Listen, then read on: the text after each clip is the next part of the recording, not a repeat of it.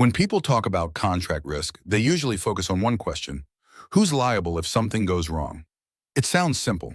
It isn't, because contracts aren't about blame.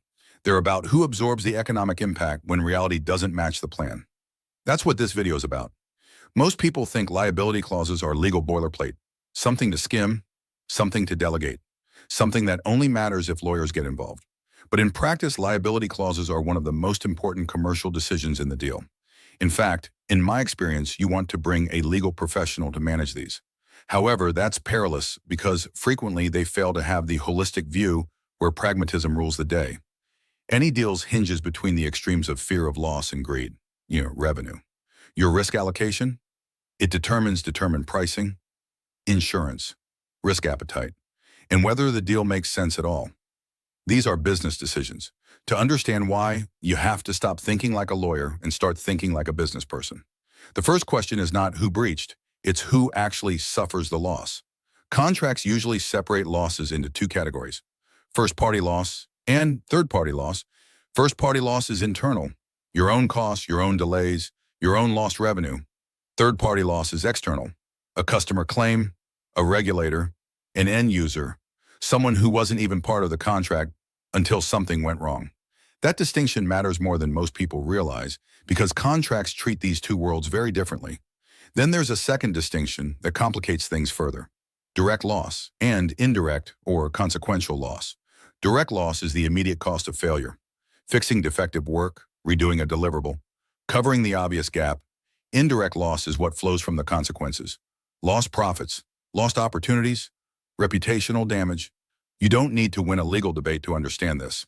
The business intuition is enough. Was the loss immediate, or did it cascade? When you put these two dimensions together, a pattern emerges. First-party direct loss is usually recoverable, but almost always capped. That's where service credits live. That's where liability limits show up. The exposure is acknowledged, but controlled. First-party indirect loss is usually excluded altogether. Lost profits, lost revenue, business interruption. These are the losses that can spiral. So contracts tend to shut that door early. Third-party direct loss is different. This is where indemnities come in. This is where liability is often uncapped, and this is where insurance suddenly becomes very relevant. Because when someone outside the contract brings a claim, the financial risk can dwarf everything else in the deal. Third-party indirect loss is where things get messy. Some contracts exclude it, others pull it back in through broad language. Carve-outs, exceptions to exceptions.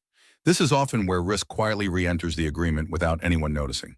And that's before you even get to exclusions, caps, and carve-outs. Exclusions remove categories of loss entirely. Caps limit the amount that can be recovered. Carve-outs switch liability back on for specific risks: IP infringement, data protection, fraud, bodily injury. And here's the part that's often missed. Carve-outs usually apply to third-party claims. They often override both caps and indirect loss exclusions, and they frequently assume a level of fault, which means ordinary breach may still be capped, while serious misconduct blows straight through the ceiling. But even this framework doesn't tell the whole story, because liability isn't just about money. You can cap damages and still face termination. Injunctions, step-in rights. A capped contract can still be commercially fatal, and not every recoverable loss is actually recoverable. Causation matters, foreseeability matters, mitigation matters. Timing matters too. Some liabilities show up years after the contract ends, some survive termination, some ignore your carefully drafted time limits. And sometimes the law doesn't care what the contract says. Certain liabilities simply can't be excluded, no matter how well drafted the clause looks.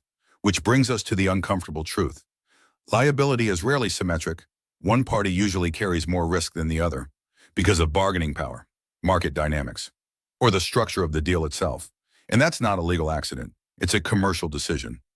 Understanding risk allocation isn't about memorizing clauses. It's about answering one question honestly. If this goes wrong, who actually pays? That answer should influence price, insurance, governance, and whether you should be doing the deal at all. Because contracts don't just define obligations, they define consequences. And understanding those consequences is what separates people who sign contracts from people who understand them